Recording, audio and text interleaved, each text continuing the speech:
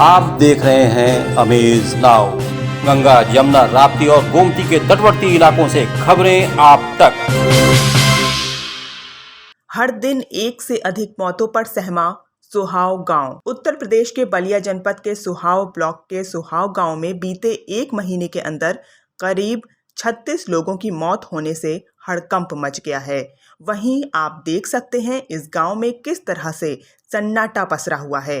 एक परिवार ने तो 3 सदस्यों को खो दिया है। मृतक के परिजन का कहना है कि हमारे यहाँ बड़े भाई को सर्दी, खांसी और सांस लेने में दिक्कत हुई तो फिर फेफना ले गए, वहां से आजमगढ़ रेफर कर दिया गया।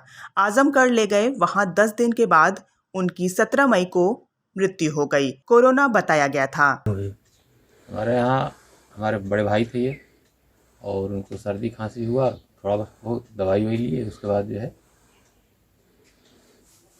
उनको सांस लेने में दिक्कत आई। तो ये फेफना ले गए, फेफना से वहाँ रेफ़र कर दिया गया, वहाँ से आजमगढ़ गए। आजमगढ़ जा करके 10 दिन रहे, उसके बाद डेथ कर गए। लगभग 38 से 40 लोगों की गांव में मौत हो चुकी है।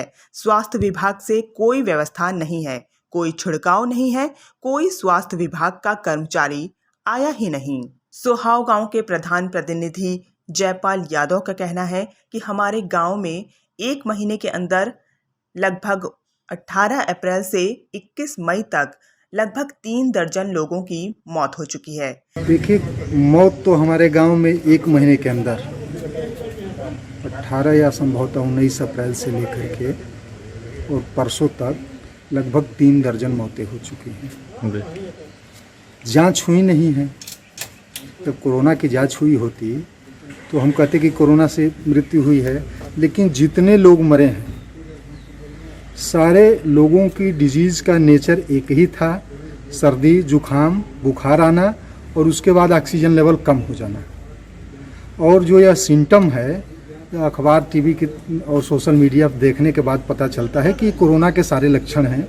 इसलिए हमको लग रहा है कि हमारा गांव रेड जोन में हो गया है और सारी मौतें कोरोना की वजह से हुई है। देखिए, छिड़काव के मामले में अभी 2 दिन से हमारे गांव के बड़े भाई प्रवीण कुमार राय जी परसों या नरसों, इधर 2-3 दिन पहले 3 घटनाएं ऐसी हुई हैं।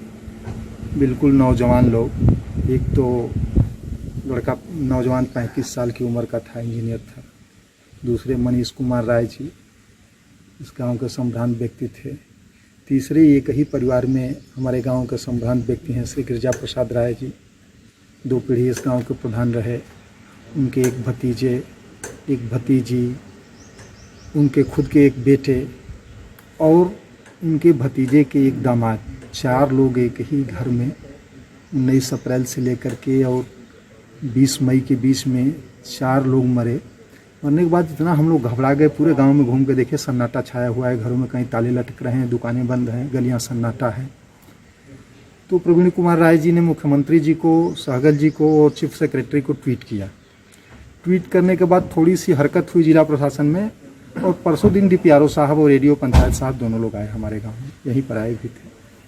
हम लोगों ने बताया कि हमारे गांव में न सैनिटाइजेशन हो रहा है, न जांच हो रही है, कुछ हो नहीं रहा है। तो 2 दिन, फ्राइडे और सैटरडे, 2 दिन सैनिटाइजेशन का काम हुआ। नियर अबाउट 35-40% गाँव के भूभाग पे जहाँ आबादी है वहाँ सैनिटाइजर छिड़काव किया गया। फिर आज संडे पड़ गया तो आज किसी का पता ही नहीं, आज कोई नहीं आया। ठीक। मेडिकल टीम के नाम पर कल 3 लोग आए थे हमारे गांव में। 3 लोग आए जांच करने के लिए, तो उनके पास केवल 50 किट था और 2 परिवार के लोगों का सैंपल लिए, उतने में ही उनकी सारी किट ख़त्म हो गई। मैं उनसे कहा कि भैया ऐसा कीजिए कि सबके यहाँ घूम के ले लिया जाए जो कराना चाहते हैं, जिनके अंदर लक्षण है और जिनके घर मौतें हुई हैं। तो उन लोगों ने कहा कि एक जगह आप इकट्ठा कर दीजिए। हम कहा एक जगह हम इकट्ठा कैसे कर पाएंगे, वो कौन सी जगह है?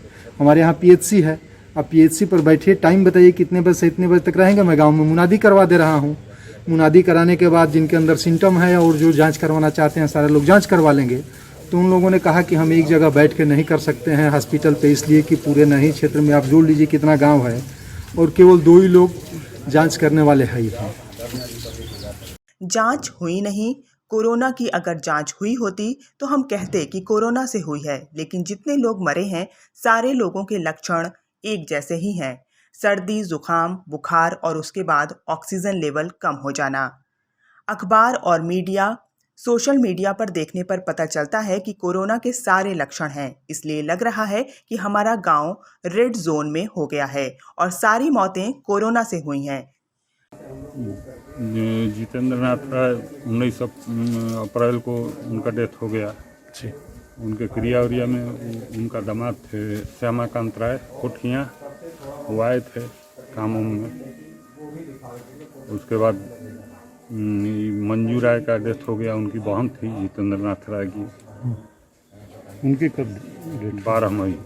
तो आपके यहाँ 3 लोगों की मौत हुई है। हाँ, उसके बाद 16 मई को हम लोग ये विजय विचित्र नारायण राय को लेकर गए थे बलिया सरकारी हॉस्पिटल। वहाँ पर दवा ववा देकर और छोड़ दिए कि लेकर घर जाइए। तीनों लोगों को क्या हुआ था? इन लोगों को सांस लेने में दिक्कत हो रही थी जी। ये विजय विचित्र नारायण राय को थोड़ा सीना में दर्द था और ऑक्सीजन 85-86 चल रहा था। जी। बलिया लेकर गए हम लोग सदर हॉस्पिटल में। वहाँ उन्होंने दवा सुई दिए और पीला पर्ची पर लिख कर दे दिए दवा कि बाहर खरीद लीजिए और घर लेकर चले जाइए। यहाँ पर सारे कोविड के मरीज हैं, फंस जाएंगे आप लोग। गांव में मौत होने के बाद 2 दिनों से सैनिटाइजर का छिड़काव किया जा रहा है। लगभग 35 से 40% भूभाग पर हुआ है। स्वास्थ्य विभाग के कल 3 लोग आए थे महज 50 किट लेकर, जो 2 घरों में जांच के बाद समाप्त हो गया। वहीं एक ही परिवार से 3 लोगों की मौत हुई है, जिससे पूरा परिवार सहमा हुआ है। कल स्वास्थ्य विभाग की टीम आई थी, जहां 17 लोगों की जांच हुई है। आप देख रहे हैं अमेज नाउ। गंगा, यमुना, राप्ती और गोमती के तटवर्ती इलाकों से खबरें आप तक।